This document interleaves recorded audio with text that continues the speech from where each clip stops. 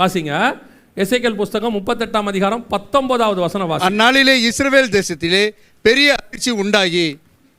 அந்நாளிலே இஸ்ரவேல் தேசத்திலே பெரிய அதிர்ச்சி உண்டாகி. இந்த பெரிய அதிர்ச்சி இருக்கு பார்த்தீங்களா, இதுதான் அடுத்து இஸ்ரவேலில் வர வேண்டியதான மிக முக்கியமான பூமி அதிர்ச்சி. ரெண்டாவது இன்னொரு பூமி அதிர்ச்சி ஒன்று வரணும். 14ஆம் அதிகாரம் இல்லை மன்னிக்கணும் 16ஆம் அதிகாரம் வெளிப்படுத்தின விசேஷம் 19வது வசனம் வாசி.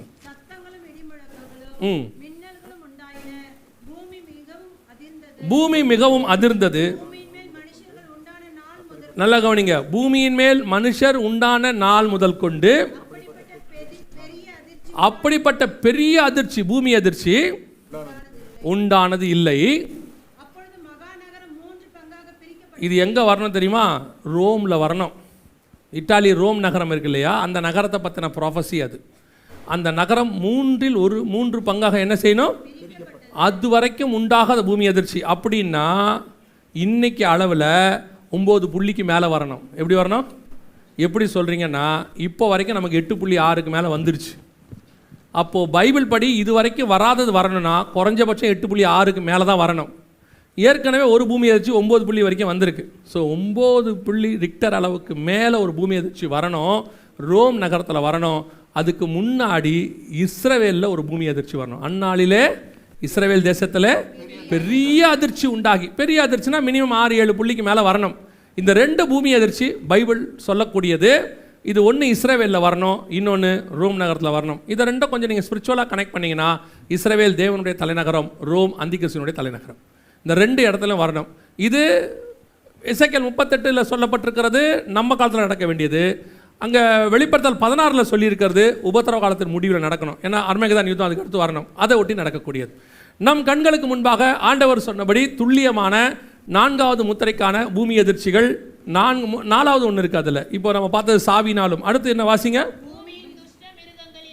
பூமியின் இந்த துஷ்ட மிருகத்தினாலங்கிறது நேரடியாக கூட நீங்கள் எடுத்துக்கலாம். வசனத்தை நேரடியாக மிருகம் வந்து என்ன செய்யுது? தாக்குது, அவங்கள பாதிக்குது, அப்படி கூட நீங்கள் எடுத்துக்கலாம்.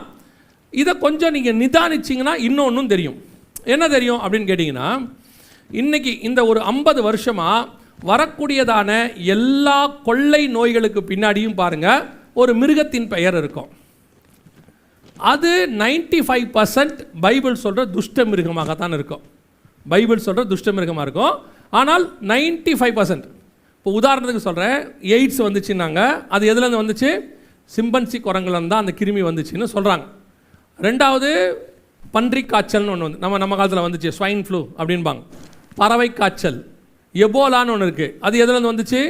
வௌவால்லேருந்து வந்துச்சுன்னு சொன்னாங்க. குரங்கு காய்ச்சல்னு ஒன்று வந்து இப்போ கேரளா ஃபுல்லாக குரங்கு காய்ச்சல்னு ஒன்று வந்துச்சு. இப்போ நீங்கள் மிடில் ஈஸ்ட் பக்கம் போனீங்கன்னா கேமல் ஃபீவர்னு ஒன்று இருக்குது, ஒட்டக காய்ச்சல் அப்படின்னு ஒன்று இருக்குது. இது 10ஆவதுக்கு இப்போ கொரோனா வந்ததில்லை, அதை கூட நீங்கள் எடுத்தீங்கன்னா எங்கேருந்து வந்து தான்?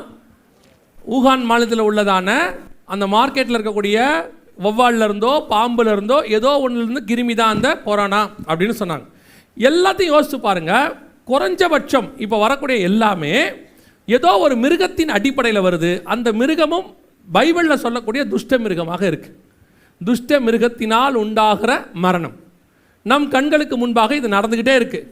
பெரும் அளவில் இதை இப்போ சொன்ன பாருங்க, கொரோனா கிட்டத்தட்ட ஒரு 2 கோடி பேருக்கு மேலே செத்துட்டாங்கன்னு WHO சொல்லுது. அதை விட 8 மடங்கு செத்துருப்பாங்கன்னு சொல்லி ஆய்வு சொல்லுது. எப்படியோ ஒரு பெருசு. இன்னொரு பக்கம் பறவை காய்ச்சல், இன்னொரு பக்கம் எபோலா, இதெல்லாம் நடந்துருச்சு. இப்போ WHO என்ன சொல்லுது கவனிங்க, இது WHO ரிப்போர்ட். நடக்க போகிறத பற்றி அவங்க எழுதியிருக்கிறாங்க. 2024 25 இதை சொல்லியிருக்கிறாங்க. இவங்க என்ன சொல்கிறாங்கன்னா, மிகப்பெரியதான ஒரு டிசீஸ், கொரோனாவை விட மோசமானது ஒன்று வருகிறது. அதுக்காக அவர் என்ன சொல்கிறாருன்னா, அதாவது WHO உடையதான செக்ரட்டரி டெட்ராஸ் அனந்த் அப்படின்னு சொல்லுவாங்க. சவுண்ட் வைமா. கொரோனாவை விட மோசமான மற்றொரு பெருந்தொற்றை எதிர்கொள்ள தயாராக இருக்குமாறு உலக சுகாதார நிறுவனத்தின் தலைவர் டெட்ராஸ் அதானம் எச்சரித்துள்ளார். இது கொரோனாவை விட இப்போது ஏற்கனவே இப்போ ஒருவேளை கொரோனா நீங்கள் நினச்சிடக்கூடாது, அதுக்காக சொல்கிறேன். அதனால் அவங்க என்ன பண்ணியிருக்காங்கன்னு கேட்டிங்கன்னா, ஒரு ட்ரீட்டி அப்படின்னா, ட்ரீட்டினா என்னன்னு கேட்டிங்கன்னு சொன்னால் எல்லாரையும் சைன் பண்ண போட சொல்லியிருக்காங்க. இந்த இடத்துல பார்த்தீங்கன்னு சொன்னால் எல்லா நாடுகளையும் கவர்மெண்ட்டுக்கு அனுப்பியிருக்காங்க. WHO இருந்து என்ன சொல்கிறாங்க, ஒட்டுமொத்த உலகத்துக்கே சுகாதாரக்கேடு வரப்போகுது. கொரோனா விட ஒஸ்ட் சினாரியோ ஒன்று ஏற்பட போகுது. திருப்பியும் சொல்கிறேன், இது எதுவும் நான் உங்களுக்கு கதை சொல்லலை, ஏதோ செய்தி சொல்லிட்டு போகிறதா இல்லை, உங்களுக்கு கொடுக்கப்படுகிற எச்சரிப்பாய்த்தான் சொல்கிறோம். இந்த 3 நாள் கூட்டங்களும் உங்களுக்கு எச்சரிப்பாகத்தான் சொல்லப்படுது. இது பாதிக்கும்னு உங்களை சொல்லலை, வரப்போகுதுன்னு சொல்கிறோம். வரும்போது நீங்களும் உலகத்தார் மாதிரி என்ன ஆகக்கூடாது, கலங்கி தவிக்கக்கூடாதுன்றதுக்கு தான் கர்த்தர் முன்பதாகவே சொல்கிறார். நம்ம ஆண்டவருடைய திட்டம் எப்போவுமே நல்லா புரிஞ்சுக்கோங்க. அவர் சொன்னதை செஞ்சு நான் தேவன்னு நிரூபிக்கணுன்றது அவர் பிளான் கிடையாது. அவரோட திட்டம் என்னென்னா, அவர் ஒன்று சொல்கிறதுக்கான காரணம் என்னென்னா, நாம் மனம் திரும்பிட்டோம்னா அதை நடத்தாமல் அவர் நிறுத்திடுவார். அதுக்கு தான் ஆண்டவர் சொல்கிறது. இப்போ ஆகாபுக்கிட்ட போய் சொல்கிறாரு, நீ பிழைக்க மாட்ட, சாக போகிறேன்னு. இப்போ போய் எலியா சொல்கிறார் ஆகாபுக்கிட்ட, ஆண்டவர் சொல்லிட்டாரு, கட்டில் மேலே ஏற நீ என்ன மாட்ட, இறங்க மாட்ட, சாக போகிற அப்படின்னு சொல்லிட்டார். வசனம் சொல்லுது, ஆகாப் மனம் கசிந்து அழுதான். என்ன பண்ணுறான், ஆண்டவர்கிட்ட அழுத உடனே கர்த்தர் என்ன பண்ணுறாரு, போய் எலியா கிட்ட சொல்கிறாரு, பாத்தியா ஆகாப் தன்னை தாழ்த்தினதை கண்டாயா. இப்போ கர்த்தர் அவங்ககிட்ட சொல்ல சொன்னதுக்கு ரீசன் என்ன, அப்புறம் அவன் தாழ்த்தணுங்கிறது. ஆனால் தீர்க்கதரிசியோட மைண்ட் என்னவாக இருக்கும் தெரியுமா, சொன்ன தீர்க்கதரிசி எப்பவுமே நான் சொன்னது நடக்கணும். அதான் யோனாவுக்கும் எலியாவுக்கும் உள்ள வித்தியாசம். யோனாவுக்கு நான் சொன்னேன், அது நடக்கலை. ஆண்டவருக்கு நான் உன்னை சொல்ல சொன்னதே நடக்கக்கூடாதுன்றதுக்கு தான். இதை புரியணும் முதல்ல நமக்கு. இப்போ கூட உங்களுக்கு இதெல்லாம் சொல்கிறதுக்கு காரணம் என்னென்னா, இதெல்லாம் வரப்போகுது, நீங்களாம் ஒரு வழி ஆக போகிறீங்க, அப்படி இல்லை. இவையெல்லாம் நடக்க போகுது, இவையெல்லாம் சம்பவிக்க வேண்டியதே. ஏன்னா இது சபை பண்ண தப்பு இல்லை, இது உலகம் பண்ண தப்பு. அந்த தப்பினுடைய விளைவு அவங்க நியூக்ளியர் வெடித்தாங்க, கடலை நாசம் பண்ணாங்க, பூமியை நாசம் பண்ணாங்க. அதனுடைய விளைவு நடக்க போகுது. அது நடக்கும் பொழுது நீங்களும் நானும் கலங்காதபடி பத்திரமாக இருக்கிறதுக்கு கர்த்தர் கொடுக்கறதான முன்னெச்சரிக்கை இது. இதை நீங்கள் எப்படி எடுத்துக்கிறீங்க யூஸ்வலானா, இவர் வந்தாலே இப்படி தாங்க சொல்கிறாரு எதையாவது. இது இது இது உங்களுக்கு சொல்கிறதுக்கு காரணம் உங்களுக்கு புரியல பாருங்க. எகிப்து முழுக்க சங்காரம் நடக்கும், தலைப்பிள்ளை சாகும், அப்படி எடுத்துப்பீங்களா? இல்லை ஆட்டுக்குட்டி ரத்தம் பூசப்பட்ட வீட்டுக்குள் நடக்காது, இதை எடுத்துப்பீங்களா? நீங்கள் எகிப்தில் நடக்குதுன்னு பயந்தீங்கன்னா உங்கள் வீட்டுக்குள்ளேயும் நடக்கும். என் வீட்டுக்குள்ளே நடக்காதுன்னு விசுவாசமாக இருந்தீங்கன்னா அது உங்கள் வீட்டுக்குள்ளே வராது. இவ்வளோதான் வித்தியாசமே. அப்போ சொல்கிற விஷயத்த எந்த கோணத்தில் நீங்கள் பார்க்குறீங்கன்றதெல்லாம் இருக்குது. நான் சொல்ல உங்களுக்கு புரியுதா? அப்போ இப்போ சொல்கிறதோடைய நோக்கம் என்ன? எச்சரிப்பாக சொல்லப்படுது. அதெல்லாம் நடக்காது, அதெல்லாம் ஆகாது அப்படின்னா அது உங்கள் இஷ்டம். ஆனால் கர்த்தர் உங்களுக்கு காஷன் கொடுத்துட்றாரு. நான் கொடுக்கலனா பரவாயில்ல, ஆண்டவர் வேதத்தில் கொடுத்துருக்காரு. இது WHO சொல்லுது. அடுத்த சில வருஷங்கள் திருப்பி நல்லா கவனிச்சுக்கொள்ளுங்க. 2018 இப்படி சொல்லும் போது தான் ஒரு சிலர்லாம் அப்படியே கேஷுவலாக, அதெல்லாம் கர்த்தர் கிருபை உள்ளவர், ஆண்டவர் இரக்கம் உள்ளவர். திருப்பியும் சொல்கிறேன், இந்த கிருபையின் காலம் 2000 வருஷமாக இருக்குது. இந்த கிருபையின் காலத்தில் குருசேடர்ஸ்ன்னு சொல்லி சிலுவை போர்கள் நடந்திருக்கு. இதே முதல் உலக யுத்தம், 2ஆம் உலக யுத்தம், இதே மாதிரி கொரோனா வந்திருக்கு, பெரிய பெரிய பேரழிவுகள், சுனாமி எவ்வளோ நடந்திருக்கு. இதெல்லாம் எந்த காலத்தில் நடந்துச்சு? இதே கிருபையின் காலத்தில் தான் நடந்திருக்கு. நீங்கள் கிருபைன்னு பொய்யான மாயை பற்றி கொண்டு என்ன பண்ணுறீங்க? கிருபையை போக்கடிக்கிறீர்கள். கிருபை இருக்கு, அது என்ன அர்த்தம்? கிருபை இருக்கிறதுனால நடக்காதுன்னு அர்த்தம் இல்லை. அதுக்கு நடுவில் ஒன்னையும் என்னையும் பாதுகாப்பார், அதான் கிருபை. தம்மை நோக்கி பார்த்தவர்களை கர்த்தர் பத்திரமா வச்சுக்கொள்றார், அதான் கிருபை. இப்போ நம்ம கிருபைனா என்ன நினைக்கிறோம்? இது எதுவுமே அது எப்படி நடக்காமல் இருக்கும்? கர்த்தர் சொன்ன வார்த்தை அது நடக்கத்தான் செய்யும். கவனிங்க, இது WHO சொல்லியிருக்கு. அடுத்து இது அவன் 2024 சொல்லிட்டான். நல்லா கவனிங்க, 2018 அவர்கள் சொன்னது 2020 நடந்துச்சு. திருப்பி 2014 24 சொன்னது 24 நடக்கும் நான் சொல்லலை. எப்போ நடக்கும் தெரியாது. ஆனால் அவங்க வேர்ல்டுக்கு கொடுக்க வேண்டிய காஷனை கொடுத்துட்டாங்க. கொரோனாவை விட மிக மோசமானது ஒன்று வருகிறது. நீங்கள் அதுக்கான ஒரு ஒப்பந்தத்தை போடுங்க. எல்லா நாடுகளுடைய சுகாதாரத்தையும் எங்களுக்கு எழுதி கொடுங்க, நாங்கள் பார்த்துக்கிறோம், மாத்திரை கொடுக்குறோம். இது அந்திகிறிஸ்து ஆட்சிக்கான ஆயத்தத்துக்கான ஒரு வழி. இப்போ அடுத்து அவன் என்ன பண்ணுவான் தெரியுமா? நீ என்ன மாத்திரை போடணும், நீங்கள் என்ன விதமான காரியங்கள் செய்யணும், உங்களுக்கு எதை பண்ணணும் எதை பண்ணக்கூடாதுன்ட்டு ஒரு சிப்பு ஒன்று கொடுத்து உங்களை மானிட்டர் பண்ண தொடங்கிடுவாங்க. நீங்கள் அதை பைபிளில் சொல்லியிருக்கு சிப்புன்னு சொன்னால் போட மாட்டீங்க. அதுவே உங்களை சாக விடாமல் பண்ணுறதுக்கான மாத்திரை, உங்களுடைய பிபி, உங்கள் சுகர் எல்லாத்தையும் அது செக் பண்ணோம். ஹார்ட் அட்டாக் வருதுன்னா முன்னாடியே சொல்லும், உங்களை பற்றின எல்லா இன்ஃபர்மேஷன் அதில் இருக்கும். அதுவே ஆட்டோமேட்டிக்காக ஃபோன் பண்ணி ஆம்புலன்ஸை கொண்டு வரும்னா நம்ம தான் ஃபஸ்ட்டு போடுவோம் இல்லையா? ஏன்னா நமக்கு அறிவு பொத்துக்கு பாருங்களேன். நம்ம எப்போவுமே நம்மகிட்ட இருக்க ஒரு பெரிய நல்ல குணம் என்னென்னா, ஃபஸ்ட்டு போய் அதை செய்கிறது. கேட்டால் சொல்கிறது, கர்த்தர் நமக்கு ஞானம் கொடுத்துருக்குறார், செய்யலாம், ஒன்றும் பிரச்சனை இல்லை. இப்போ நம்மளை இப்படி சொன்னால் போட மாட்டோம்னு அவனுக்கு தெரியும். வலது கையில் நெத்தியில் என்ன செய்ய மாட்டோம்? முத்திரை. இப்போ பாருங்கள், நாய்களுக்கு சிப்பு போட சொல்லியிருக்காங்க பார்த்தீங்களா? போட சொல்லியிருக்காங்கன்னா எல்லா தெரு நாயிலேருந்து எல்லா நாய்க்கு என்ன சொல்கிறாங்க? ஃபஸ்ட்டு வீட்டு நாய்க்கு ஆரம்பிச்சிருக்காங்க, அடுத்து தெரு நாய்க்கு போட போகிறாங்க. நீங்கள் நினச்சிக்கிட்டு இருக்கீங்க நாய்களுக்கு போடுகிறார்கள். மனுஷனுக்கு போடுறதுக்கு முன்னாடி முதல்ல எங்கே செக் பண்ணுவாங்க? சிப்பு உங்கள் வீட்டு வாசல் வரைக்கும் வந்துருச்சுன்னு அர்த்தம். சிப்பு உங்கள் வீட்டு வாசல் வரைக்கும் வந்துருச்சு. ஒவ்வொன்றுத்துக்கும் சிப்பு போட்டு எல்லாத்தையும் நாங்கள் 2015-14 சேலத்தில் ஒரு நாய்க்கு சிப்பு போட்டதை பார்த்தோம். அந்த சிப்பை வந்து அவங்க ஸ்கேன் பண்ணால் அல்லது சொன்னால் எனக்கு ரொம்ப ஆச்சரியமாயிருச்சு. நான் சொல்கிறதெல்லாம் இப்போ இல்லை, 10 வருஷத்துக்கு முன்னாடி. அந்த அளவுக்கு நமக்கு தெரியாமல் நாடு அட்வான்ஸ்டாக இருக்குன்னு உங்களுக்கு சொல்கிறேன். அந்த ஒரு சிப்பை ஸ்கேன் பண்ண உடனே கண்கூடாக பார்த்தது அந்த நாயோட பேர் இருக்குது. அது நியாயம், எனக்கு பேர் மறந்துடுச்சு, பப்பின்னு வேணால் வச்சுக்கோங்க. ஒரு ஏன்னா எக்ஸுன்னு வைக்க முடியாது, ஏன்னா அவனும் டிசீஸ் எக்ஸுன்னு தான் வச்சுருக்கான், அதுக்கு சொல்கிறேன். பப்பின்னு வச்சுக்கோங்க. அதில் என்னங்க இருக்குதுன்னு கேட்குறீங்களா? இந்த பப்பியோட அப்பா அம்மா யாருன்னு அதில் இருக்குது, பேர் இருக்கே, சரியா? அது மட்டும் இருந்தால் பரவாயில்ல. அந்த பப்பியோட அப்பா அம்மா இருக்காங்களா 2 பேர், அவங்களுடைய அப்பா அம்மா யார், அதாவது பப்பியோட 2 தாத்தா பாட்டி யாருன்னு அதில் இருக்குது. ஸ்கேன் பண்ணி வச்சுருக்காங்க. அதுக்கு ஒரு நம்பர் கொடுத்துருக்காங்க. எங்கே போனாலும் காணாமல் போச்சுன்னா கண்டுபிடிக்கிற அளவுக்கு பண்ணி வச்சுருக்காங்க. இது 10 வருஷத்துக்கு முன்னாடி தமிழ்நாட்டில் உள்ள டெக்னாலஜி. இது நடந்தது. இப்போது கம்பல்சரி ஆகுது, ஃபைன் போடுறாங்க தானே, கம்பல்சரி ஆகுது. இது கொஞ்சம் கொஞ்சமாக மனுஷனுக்கு வருது. இப்போவாவது உங்களுக்கு உணர்வு வரணும். உலகத்தானுக்கு வராது. உலகத்தானை பொறுத்த வரைக்கும் சேஃப்டி, நம்மளை பொறுத்த வரைக்கும் கர்த்தர் கொடுக்குற எச்சரிப்பு. வீட்டு வாசலில் இருக்கிற நாய் வரைக்கும் சிப்பு வருது. இனி உள்ளே வர்றதுக்கு ரொம்ப நேரம் ஆகாது. இந்த வார் முடியட்டும். இப்போ நம்ம பார்த்தோம்ல வார், இந்த வார் முடியட்டும். நீங்கள் பாருங்கள், மிகப்பெரியதான ஒரு பாதுகாப்பு அமைப்புன்னு ஒன்று உருவாக்குவாங்க. செத்து போனவன் உயிரோடு இருக்கிறவனை தெரியல, எவ்வளோ பேர் செத்தாங்க, எவ்வளோ பேர் உயிரோடு இருக்காங்க தெரியல, எத்தனை பேர் பாதிக்கப்பட்டாங்க, எத்தனை பேர் பாதிக்கப்பட தெரியல. ஸோ எவ்ரிபடி மஸ்ட் ஹாவ் ஒரு சர்வைலன்ஸ். எல்லாருக்குள்ளேயும் இப்படி ஒன்று காரியம் போடணும்னு ஒரு ரூலே வரும், சட்டம் வரும். அதோடைய முன்னோட்டம் தான் வேக்சின் சர்டிஃபிகேட். வேக்சின் சர்டிஃபிகேட் இருந்தால் தான் நீங்கள் வெளியே வரணும். வேக்சின் சர்டிஃபிகேட் இருந்தால் தான் உனக்கு வேலை. வேக்சின் சர்டிஃபிகேட் இருந்தால் ஸ்கூலுன்னு சொன்னாங்கல்ல, அதே மாதிரி வேக்சின் சர்டிஃபிகேட்டுக்கு பதிலாக இதை யோசிங்க. இப்போ நாய்க்கு போகிற சிப்பை யோசிங்க. இப்போ சொல்கிறாங்க அதை போட்டால் தான் நாய் இருக்கணும், இல்லை உனக்கு ஃபைனு சொல்கிறான்ல, அதே கருத்தை உங்களுக்கு சொல்ல போகிறாங்க.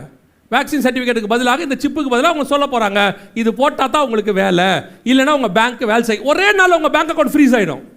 நீங்கள் எத்தனை அக்கௌண்ட் உட்காந்தாலும் ஃப்ரீஸ் ஆகிடும். அதுக்கு தான் முன்னாடி என்ன பண்ணுறாங்கன்னா கேஷ்லேருந்து டிஜிட்டலுக்கு போகிறாங்க. டிஜிட்டலுக்கு போய் உங்கள் கையிலேயே கேஷ் இல்லாத நிலைமைக்கு கொண்டு வராங்க. நான் லிட்டரலாக ஒரு எக்கனாமிஸ்ட்டை பேசினேன். அவர் சொல்கிறாரு கேஷ் சிஸ்டம் 80% குறைஞ்சிருச்சான். மக்கள் இப்போ எங்கே போயிட்டாங்களாம்? டிஜிட்டலுக்கு போயிட்டாங்களாம். 80% டிஜிட்டலுக்கு போயிடுச்சான். ரோட்டில் பழம் விற்கிறவர் கியூஆர் கோடோட உட்காந்துருக்காரு. ஆமாம் தானே? அங்கே ஆரம்பித்து வேர்ல்டு பேங்க் வரைக்கும் எல்லாமே எங்கே இருக்குது? டிஜிட்டல் ஆயிடுச்சு. 80% டிஜிட்டல். இப்போ அவன் சொல்லுவான், இப்போது கொரோனாவை விட மிக மோசமானது ஒன்று வரும். வந்துச்சு, கொரோனா வந்துச்சு. அதே மாதிரி இது வந்த பிறகு என்ன சொல்லுவாங்க தெரியுமா? அத்தனை பேரும் வேக்சின் சர்டிஃபிகேட். அதுக்கு பதிலாக ஒன்று சொல்லுவாங்க, உங்கள் எல்லாருக்கும் புது விதமான சிப்பு ஒன்று போட போகிறோம். இது எதுக்காகனா, இனி ஃப்யூச்சரில் எவ்வளோ பெரிய வியாதி வந்தாலும் இது கண்டுபிடிச்சிரும். உங்கள் உடம்பு கூட கிருமி வந்தோன்னா அது சொல்லிடும், என்ன இருக்குன்னு சொல்லிடும். இதுக்கப்புறம் நீங்கள் என்ன செய்ய வேண்டியதில்லை, போய் டெஸ்ட்டு பண்ண வேண்டியதில்லை. அங்கே போய் நின்ன உடனே அவங்க ஸ்கேன் பண்ணாங்கன்னா உங்கள் பாடியில் என்ன இருக்குன்னு அது காட்டி கொடுத்துரும். இது மஸ்ட் ஆக்கிடுவாங்க, மஸ்ட். இப்போ நீங்கள் போட முடியாதுன்னு சொல்ல முடியாது. முடியாதுன்னு ஒன்று அவங்க சொல்லுவாங்க, எப்படி இப்போ வேலைக்கு வராதுன்னு சொன்னாங்களோ வேக்சின் சர்டிஃபிகேட்டுக்கு, அதே மாதிரி சொல்லுவாங்க, உங்கள் ஃபோனை இதில் கணக்கணும், உங்கள் ஃபோன் நம்பரை இதை மாற்றணும், உங்கள் ஆதார் நம்பரை இதை போடணும், இனிமேட்டு இது இல்லாட்டி உங்களுடைய ஃபோனில் இருக்கிற எதுவுமே வேலை செய்யாதுன்னு சொல்லிடுவாங்க. என்ன ஆகும் யோசிச்சு பாருங்கள். உங்கள் ஃபோன் இன்னைக்கு முழுவதுமாக ஷட் டவுன் ஆச்சுன்னா என்ன ஆகும்னு யோசித்து பாருங்கள். கண்ணுக்கெட்டுற தூரத்தில் இருக்கு, கண்ணுக்கெட்டுற தூரத்தில் இருக்குது. வீட்டு வாசலில் இருக்கிற நாய்க்கு வந்துருச்சு, உள்ளே வரக்கூடிய காலகட்டம் மாத்திரம் பாக்கி. நீங்கள் வெறும் நாயாக பார்க்குறீங்க. அவங்க நாயை வந்து ஒரு பைலட் மெத்தட், ஒரு எக்ஸாமினேஷன்ஸ் இதாக பார்க்குறாங்க, டெஸ்டிங் முடித்து சக்ஸஸ் ஆன உடனே உள்ளே வந்துடுவாங்க. ஸோ நம் கண்களுக்கு முன்பாக ஆண்டவர் சொன்னபடி மிக துல்லியமான அடையாளம் எல்லாருக்கும். அதுக்கு தான் அந்த ட்ரீட்டி. இதை நீங்கள் சாதாரண ட்ரீட்டியாக பார்க்குறீங்க, இதுக்கு பின்னாடி தான் அவங்களுடைய திட்டமாக இருக்கு. இதை நீங்கள் தடுக்க முடியுமா? முடியாது. நீங்கள் போய் WHO பேசுவீங்களா? நாங்கள் ஒத்துக்கொள்ள மாட்டோம். முதல்ல உங்களை மதிக்கவே மாட்டாங்க. அவன் கவர்மெண்ட்டே மதிக்க மாட்டான். WHO யாரையும் மதிக்க மாட்டாங்க.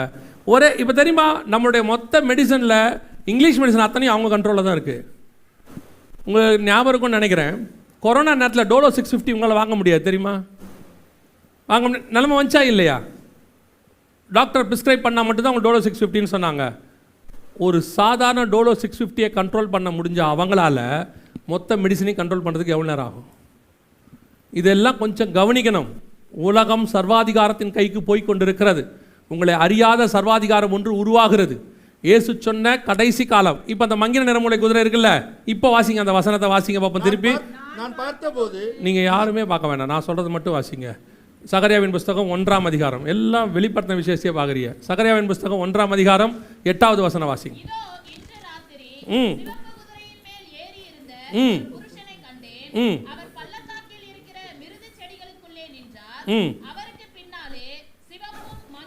சிவப்பும் மங்கின நிறமும் வெண்மையுமான குதிரை. பின்னாடி வர வெண்மையான குதிரை யாரு? பெருமையான வெண்மை. இந்த மங்கின நிறத்துக்கு பின்னாடி என்ன வருது? வெண்மையான குதிரை ஒன்று வருகிறது. அப்படித்தானே இருக்குது. அதே காரியம்தான் இதுலையும் இருக்கும்னு நான் நினைக்கிறேன். 6ஆம் அதிகாரத்திலையும் இருக்கும்னு நினைக்கிறேன்.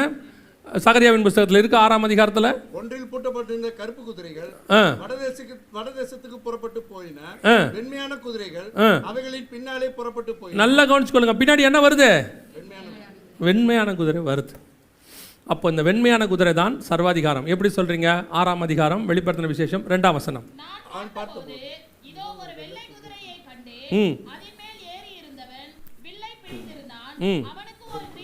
வில்லுனா என்ன?